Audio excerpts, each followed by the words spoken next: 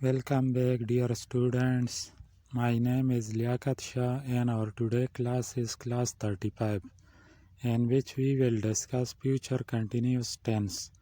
It is also called future progressive tense. Definition: it is used to show an action which will be going on at some time in the future. Structure formulas.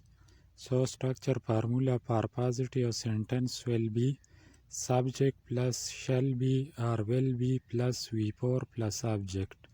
So with the pronouns like I and we will add shall be, and with the other pronouns like he, she, it, they, we will use will be auxiliary verbs. For example, he will be eating plummery tomorrow. So for negative sentence, the structure formula will be subject plus shall or will plus not plus be plus V4 plus object. For example, he will not be eating plummery tomorrow. For interrogative sentence, the structure formula will be shall or will plus subject plus be plus V4 plus object plus question mark.